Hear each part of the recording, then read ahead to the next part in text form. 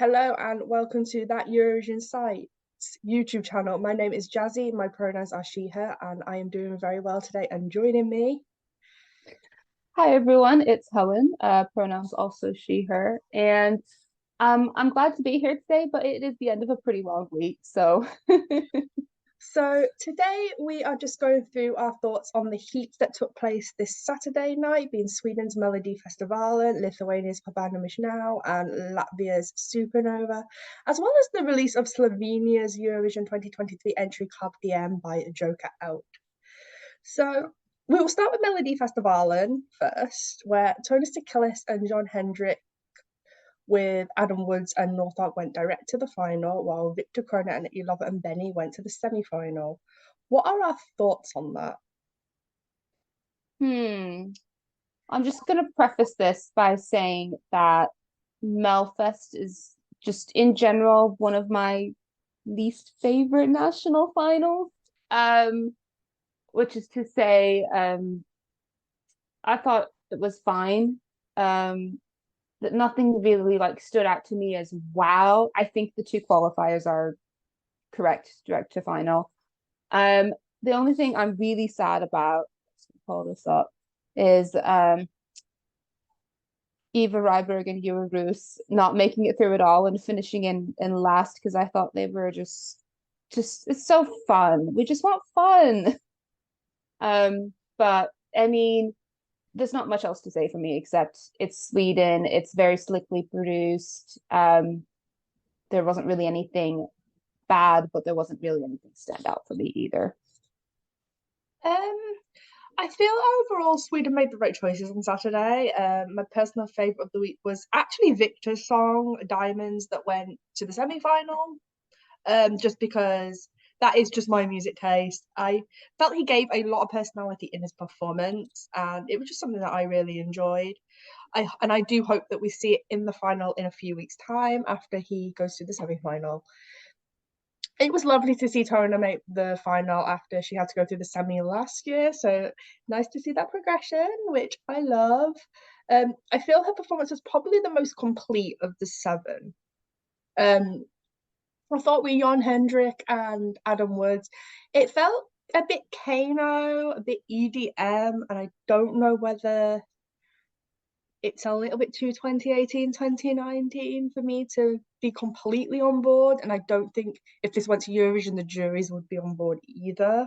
But I do think the tally vote would quite like this at Eurovision. So I know it's what if Loreen doesn't win, it is one of the favourites to win Melfest. So yeah. I Yeah, I, I will say that I was sad for the Mamas Lululemon.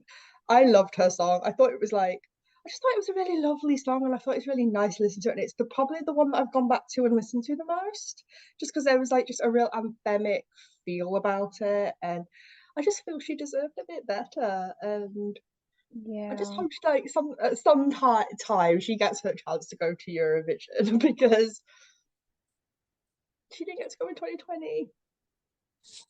Yeah. The funny thing that I noticed about Jan Hendrik's performance is I thought it was a real interesting. I know he's the main artist because he's the name, but to me he felt more like the featured. Um, I don't know if that's the case for his last Melfest entries because I haven't been following it for that long. But I just it was I get it. It's the name, and I mean I like a bit of variety there. I'm glad he's there. Um, but yeah. So moving on, we also had a semi-final in Lithuania with the Pabandom with its first semi-final. Five songs made it to the final. Do we think the right songs made it? Yeah, yes or no? I mean the way the voting turned out was very interesting. I thought if anyone was going to get 12 from the jury, that Il Senso would have gotten it, but they got 12 from the public and only five from the jury. I mean they made it, and I'm glad they made it. It was very well put together. Um, I don't know anyone that I would necessarily swap out, but I have to say I really enjoyed Donata's performance of Dreamer. It was like I was watching the performances this morning and hers was the last one. and it was just such a breath of fresh air for me, and I'm so sad it didn't make it through. Um, yeah, I'd say I'm glad Rutamur made it through. Um, I'm also sad that Noi and Destiny's Child only got one jury point because he was just having the time of his life up there. So, so I actually feel like Lithuania actually got their choices bang on. I think they made absolutely the right choice in this semi-final. I felt like El Sensio Spani was absolutely stunning, and I know that this is a song that is going to divide people. Some people will find it beautiful and stunning. Some people will just find it boring. And I think that's the way opera sometimes goes at Eurovision. Mhm. But I really enjoyed it. And I do think if this went to Eurovision, it would make the final because it's so divisive. And again, I'm just going to voice my love for Ruta Mars solo again. It was such a nostalgic vibe to me. And it's just something that I really, really enjoy. I also want to like shout some love for Eustace Need More Fun because Mhm. I thought it was brilliant. And I was shocked the audience in Lithuania didn't like this, and it was the jury that saved her. But I'm glad the jury saved it because I actually think it's just a really fun, enjoyable song, and yeah, I really like it. So I'm glad it's in the final. I'll also say the one act I did remember from last year is I remember Joseph June from last year, kind of. Well, I remember the pink suits from last year, and I do think he's made an improvement to this year. It's a more slickly produced package, even if it's not to my taste. I thought everything was good about his performance, his stage show. Everything was good about it apart from the song. Yep. Yeah, that's my thoughts on. Like apart from the song, which is probably one of my least was probably one of my least favorites to be fair. And it just wasn't a good song in my opinion. I am really sorry, but everything else was really, really good. I thought the dancing was good. I thought staging was good. Yeah, yeah, But I think that's where I come down on it as well. I mean, we're glad honestly, we have these people coming back year after year, yeah, even if they're not necessarily contenders. yeah. I think that's really that's really good because it shows like they do want to go to Eurovision and they do want to make that improvement as artists, and I think that's really, really Yeah. it shows that Eurovision has a good standing in Lithuania, and I know that as a broadcaster they really want to win. So I don't know if that'll happen this year, but I hope it happens for them soon. Yeah. Oh, me too. That would be fun. So moving on to the last heat that we had, Supernova in Latvia, we had the semi-final. Is there any winners that we can spot out for this upcoming final that we think will go on and Mm. win on Saturday night? Well, I know that the big favorite inspo ended up going out. So apart from that, I know people were buzzed on Sudden Lights, but you know what? I actually really like Fake Love. I think it's is it Raum? Is that how you pronounce the artist's name? I really, really enjoyed that. I think I mean, I'm partial to a bit of rock. But like I thought the performance was good. I thought they had good energy. Um, I hope they do really well, and I think if Latvia sends this, I think it'll translate really well to an arena in Liverpool. So this is actually very, very similar to my notes. I feel like the songs that stand out to me the most are Ram's Fake Love and Sudden Lights with Aya. Obviously, we know Sudden Lights were doing exceptionally well in the televote and are the big favourite to win. Um, so I feel like it is an obvious winner for Saturday. But I will say about Fake Love, I thought the staging worked really nicely. I thought it really stood out among the songs, and I feel that I just like that genre of music. Yeah. I feel that Ram's Fake Love is 100% the best choice for Eurovision. Hmm. Latvia need to get themselves back in the final, and I feel like this is probably the only song that would do that in this lineup with a degree of certainty. Just because rock's such a big genre right now, and it being a televote only semi-final, I feel Yeah. Ram would be the safe choice for I think Eurovision. I think so, especially with yeah, this I was about to say the semifinals only being televote this year. I think this would be this would be the smartest choice to And for them to I, send. feel I after such a long non-qualification streak, they need to make the safe choice, unfortunately, yeah, with the Southern Lights. Like, I think I is a good song. I just think Fake Love is a safer choice. yeah. I will also say I know he's been trying to go to Eurovision for Latvia for ages. But I thought Marcus Reaver had a really good performance in this one, even if it's not my favorite song. You can definitely tell, he's been doing this for a while. It was very slick, very polished.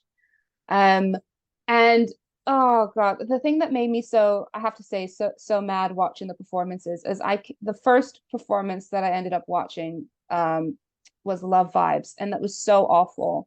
And sorry, I'm sure he's a very lovely person, but like, I can't believe that like that got in over inspo. That's really the only one that I'm like kind of not cool with making this final.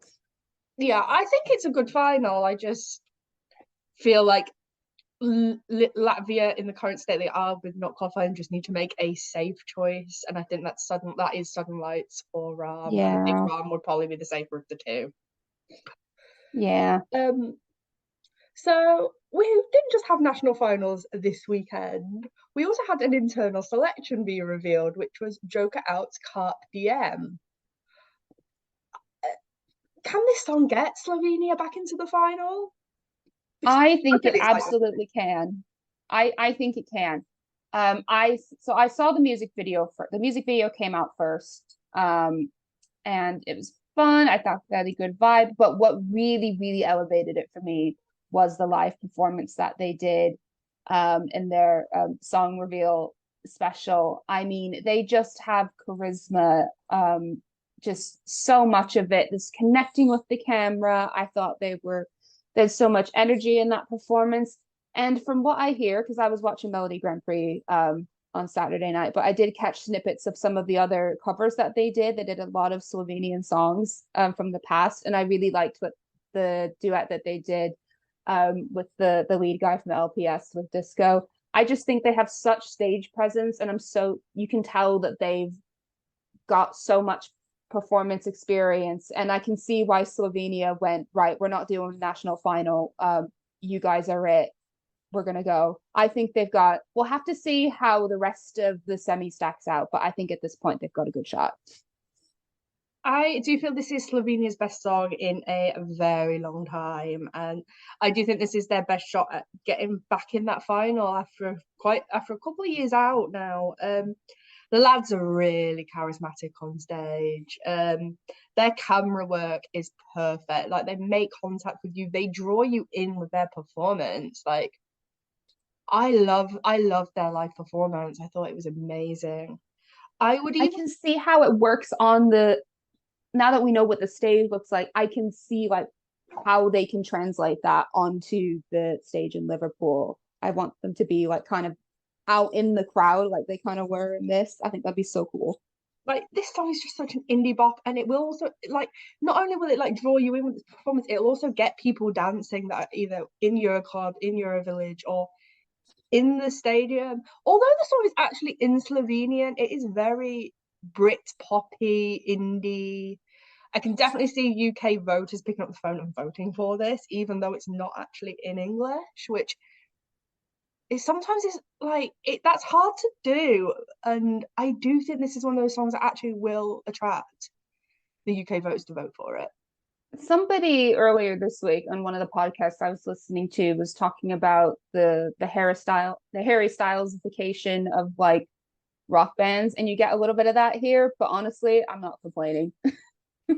Yeah, I think I was conclude this by saying this is Slovenia's great shot at getting back in the final, and I think they can do more than that. I think they can get themselves on the left hand side of the scoreboard, which I don't Mm-hmm. remember the last time they did that.